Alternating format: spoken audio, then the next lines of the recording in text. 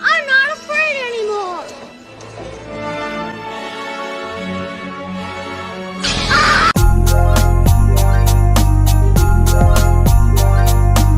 Ho, ho, hodily ho, ho, Miss Pengrino. Hoddy ho, ho, ho. Okay.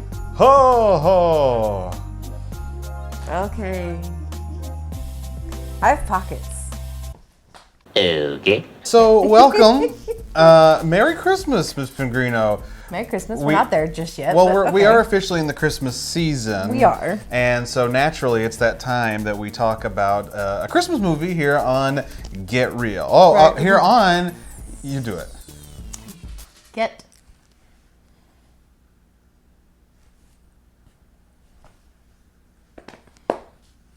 And on this Real. On this Christmas episode, we are going to discuss a movie that a lot of people may not think to discuss. Probably not. Most people probably would never discuss. Probably not. The reason why is because the first two films before this one are iconic. Yep. They are classics. go-to Christmas classics. However, this one we here at Superfuzz Productions also consider to be a holiday classic. It is here in this house anyways. It is. So much so that I am wearing, can we zoom in on that? And we got, I have a Home Alone 3 button. Now I'm wearing a Home Alone hat, but that more encompasses the original films. Not so much 3, but in this case it can. It's fine, whatever. Well, if you haven't figured it out, it's Home Alone 3.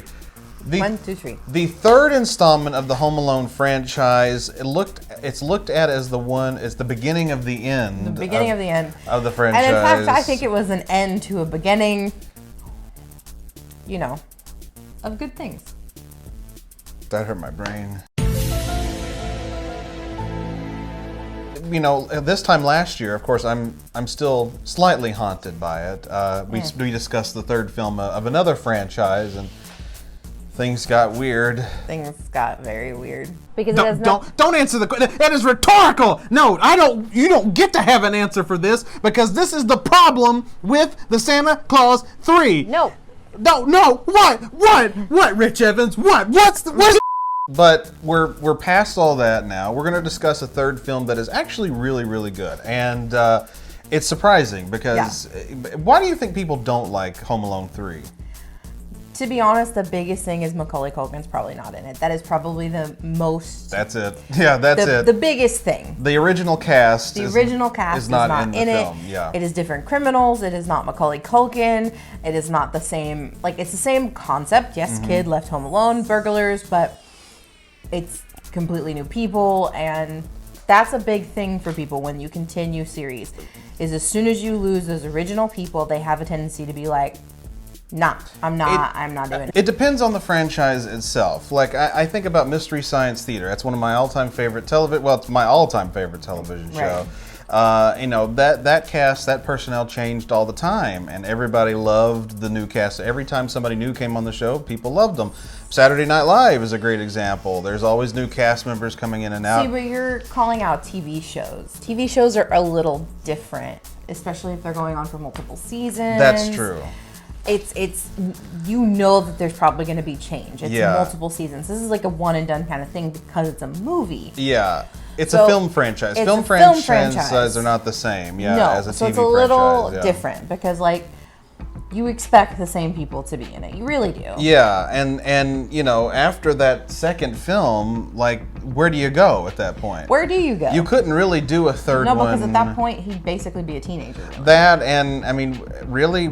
He's home alone again? A third time? How does this keep happening? Yeah. How do you all keep making this mistake? It would have gotten monotonous. So really, 2 would have been a good place to stop. But, let's keep going. This cash cow keeps just getting bigger and bigger. Yeah. Enter Home Alone 3. And so they attempted to make another film, and everyone that I've ever spoken to absolutely despises this film.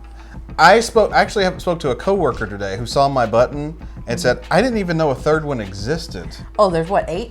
There's 6. I was going to say, I lost count There's after 6. 3, so. Yeah, there's 6. And yeah, you know, a lot of people don't even know that the third one exists. I will say that this was the last and final good one in my book. It is. There's one specific reason, Ms. Pengrino, as to why this one was like the last good one, and we'll get to that in a second. But yeah, you know, we have discussed a Home Alone film on this show before.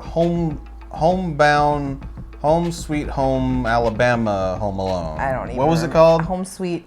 2 hours later. Home Sweet Home Alone. That's what it was called, and that movie stank. And big time. It really just bad. showed. It proved how much that franchise had fallen off the radar. Yeah, it was. And it was awful. You really don't need to continue at that point. But Home Alone 3 has some fun elements, and there is one. I'm just going to go right into it. There's one specific reason why this movie is still holds up. Even though it doesn't have Macaulay Culkin, Daniel Stern, Joe Pesci, it doesn't have all those critical people. And the reason why is because it was still written, it was the last Home Alone film written by the late, great John Hughes. John Hughes was, of course, for those of you who don't know, a huge writer and director of films in the 80s. He directed all the teen movies of that era, you know, The Breakfast Club, 16 Candles, Weird Science, Ferris Bueller's Day Off. He did all of those movies, but he also wrote all those movies. And then even when he's not directing, he wrote a lot of great movies as well. As a matter of fact, back to back, Miss Pengrino, he wrote National Lampoon's Christmas Vacation, and coming off the success of that, he wrote Home Alone. So he had those two back to back. He had two good ones. He's responsible for both of those movies. Two of your favorites. Two of my all-time favorite Christmas films, right off the bat. So naturally, he wrote Home Alone. Home Alone's a huge success. He comes back and writes Home Alone 2.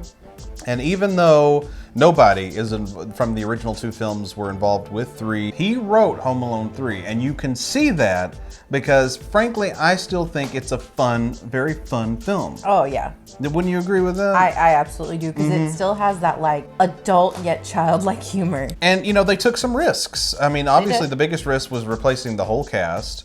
And then, you know, you thought a kid could take on 2 criminals? How about 4? How about 4? And they were just as goofy. And that's what made the movie, because I feel like they found the right people to do that movie. Every Home Alone movie after that, I feel like they just found whoever. Random peeps. And random actors and actresses to play a character in a film. And it just didn't work. And John Hughes, of course, was not behind the script. He was a legendary screenwriter. And the fact that, you know, he wrote this movie when really there was nobody else who had any kind of involvement in it is great. It's huge. And so, but you can tell when Home Alone fell off the charts because Home Alone 4 and onwards didn't have that John Hughes charm. Yeah. They were trying to basically replicate what he tried to create, what he created. Really bad. Yeah. And so, you know, this episode is called Why Home Alone 3 is Actually Great. And it's great because it truly stays, even though it's completely different people. It's not even clear if it's in the same universe as the first 2 Home Alone films. It's in the same vein as the first 2 Home Alone films, and it has that same vibe because it's written by the guy that knew how to write these movies. I also, and I could be wrong, because first off, if they did watch the 5th one, I don't remember watching the 5th one ever. I still think these first 3 were in a time where violence, kind of really hardcore violence, was okay, and it was still funny, and you could do it. And then I think 4, 5, and 6 got to a point where you didn't get to do that as much. You could do some violence, but it had to be minimized. It had to be kind of blurred out in a sense. Just to be clear, I have never seen the 5th Home Alone film. I don't think I have either. If I have, I've blocked it out. I don't think anybody has seen that. I know I've seen 4. I do remember 4, and there was almost no violence really. I watched 4 when it came on TV. It was a TV movie. And then, of course, we watched 6 a couple of years ago. And and that's the thing, is we got into this era when violence wasn't really much of a thing anymore. And the thing about it is that Home Alone 4 was supposed to, I believe, if I'm not mistaken, turn into a TV series. I don't remember. How were you going to take this much material and stretch it out into a series? Like, how is that going to be a thing? I don't know. I don't either. So I don't know where they were coming up with that. But yeah. So and like I said, John Hughes didn't have any involvement in that. That was like literally like cosplaying. Everything kind of became childish in proportion. There was no, here's some secret jokes for your adult, here's some this here, here's some... Right. It was literally, everything was like minimized and sweet and more cute and funsy. Well, and I feel like the third one was kind of like that too, though, if you think about it. I mean, there was a lot of...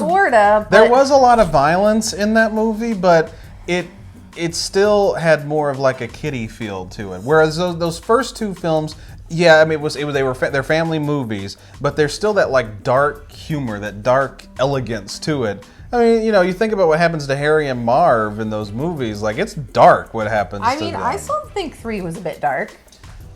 What was dark? Literally leave the old lady out to freeze to death. Fresh air will be good for you. Okay, that's dark. You're right. They also say they want to murder the kid, or really any kid on the block. But they said that in the first 2 movies too. They were going to murder. Right, and I'm not saying the first 2 aren't dark. Unalive, let's say that, because we could get blocked here. Right. That stuff was still in the 4th one, and they were in the. I think there was some in the 6th one of that too. Was there not?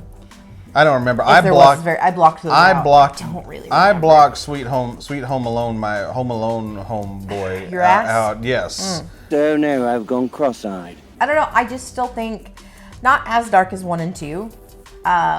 Because yes, the parents were still kind of in reach of him. Mm-hmm. It's not like they were out of the country. It's not like they were in a different state. Well, they were still there. Yeah, the question always remains like, how was the McAllister so irresponsible? That was really bad with one kid. I mean, he was a bad kid in a sense. I get it. I mean, he wasn't a great kid, but still. Like, it's not that difficult to keep up with your children. But I still think it was dark. I think it was half dark and half kiddie, where the first 2 were more like 3/4 dark and a 4th kiddie. You know what it was? It was the transitional film. It was transitional from like what you originally knew and loved from those first 2 movies into what Home Alone is now. Kind of why a lot of people say they didn't like it or assume they don't like it is because it started the transition and nobody wanted the transition. Right. But yeah, you know, but it's baffling. It's baffling that they continued on really after 2, but especially after 3. When they said, let's do another one. Let's ask John. Somebody should have said no. Nobody in the creative process said, hey, don't do this. Because, you know, I don't know if John Hughes said no to doing the 4th one or if they didn't even bother to ask. But one thing's for sure, once you knew that John Hughes was not going to be on board, my thing would have been, all right, let's shelve this because there's no way to make this good without his guidance, without his ability to create a storyline that people would enjoy.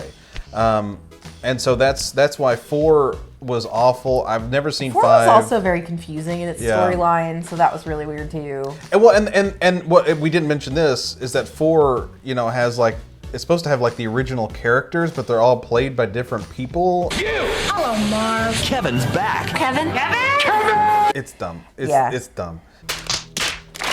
What is your favorite injury in this one? In Home Alone 3? Yeah. I think my favorite injury in Home Alone 3 had to be when the top guy opens up the closet and gets punched in the nuts. And then as a bonus, he falls backwards. His gun and it blows out his ass? And it blows out his ass. That is a great one. That's the best one. What's yours? Probably when Doris crawls in the crotch of the guy who gets his head shaved. Oh, yeah. And then she goes, shh, and she'll and she smacks him real hard with the crowbar, and then he turns around and goes, "You smacked my winky." It just gets, I mean, who calls it a winky? Scene. Who calls That's it a great scene. Followed closely by the guy saying, "I'm coming down," and he flips on the thing. He's got the glue on his feet, and all of a sudden you hear, That's great. That's a close one. And then he gets poo on him. But probably the smacking my winky. Yeah. And so you brought up... Makes me laugh really bad. You bring up... You bring up another good point, Miss Pengrino, that the violence in this movie is still very creative. Yeah. It was just as creative as those first two films. Again, John Hughes influence, but like you enjoyed seeing those things happen. Let's harken back to Sweet Home Alabama, Home Alone. The violence in that movie, because it was toned down a lot, stunk. It was not funny. Yeah. And it was happening to people that you really didn't want it to happen to. They weren't like a Harry and Marv type. Purposely They weren't bad guys. Yeah, they weren't. It was you sympathized with them through the whole movie, and it's like, what is this? And it makes it further sad because that movie was written by Mikey Day from Saturday Night Live, one of my favorite current cast members on Saturday Night Live, and he is so funny. And that movie sucked so hard. I just like, God, how did we fall from grace this hard? But I think Home Sweet Home Alone was really the nail in the coffin why you should make no more Home Alone movies. That's enough. I think 4 did that purpose, and nobody even remembers 5, so 5 probably also They kept trying for 2 more decades after 4. They tried 2 more decades. That's how bad it was. Yeah. But see, Home Alone 3, like I said, it has that elegance, and it has, like really good actors, and I like the kid in the movie. I love that kid. He's just adorable, and I think he's supposed to even be younger than a little bit younger than like Kevin is in those 2 films, and he's just great, and he's got a lot of sass to him. Young Scarlett Johansson. Oh, it's adorable. Who doesn't love her? Teenage Scarlett Johansson. Look how cute she was, and now she's sex on a stick.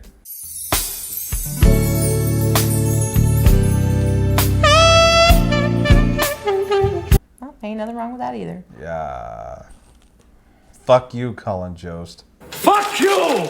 I love Home Alone 3, and that's a controversial statement to say because everybody wants to go back to those first 2, and the first 2 are without a doubt classics. Love them to death. But this one has a special place too. I also think every time we make somebody watch the third one with us, due to our laughter to it, they kind of join in. Well, Mr. Krabs enjoys it. Mr. Krabs does enjoy it. He also thinks it's funny. But when I'm in at my parents' house for Christmas, they refuse to let me turn it on. That's so sad. And they won't watch it. They'll watch the first 2, but they will not watch 3. And I think that's blasphemous because 3's got a lot of great stuff in it. And so, yeah, really what it boils down to is it's the writing of the film because you have that John Hughes charm, and they picked the right people to be in the movie, even though it's not the original cast. It still works. It still gels. Whereas when you take away that John Hughes influence, that Chris Columbus directing influence, after all those people left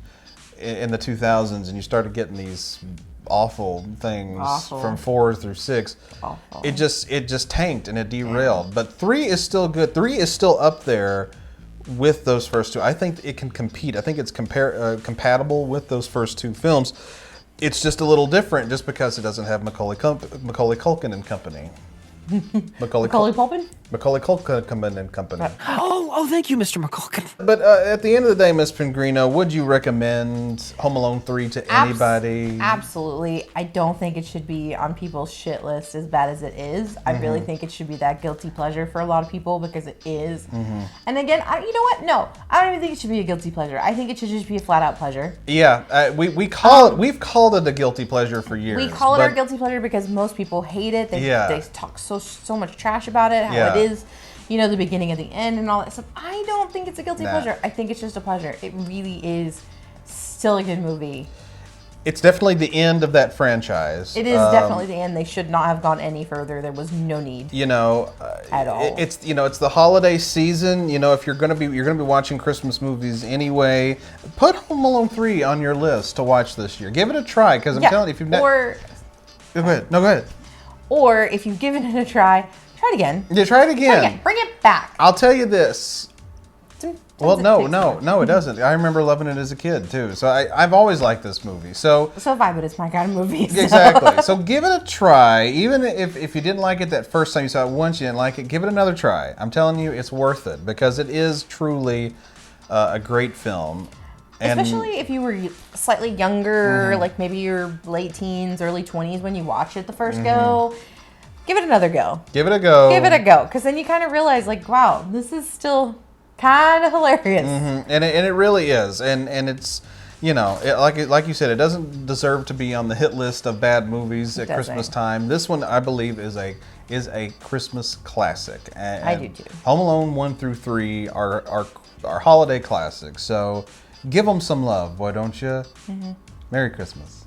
Merry Christmas.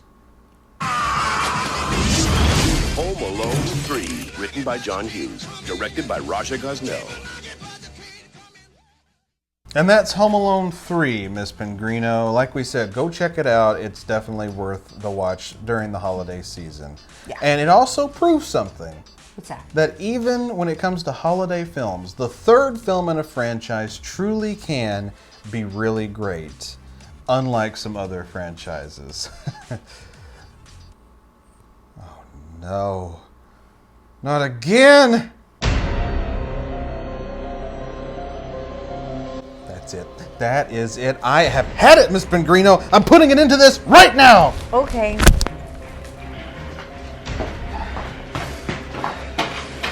You are not going to torture me anymore!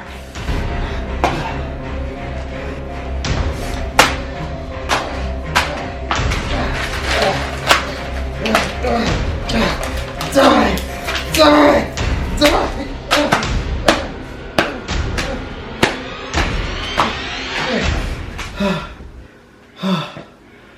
I'm free. I'm free!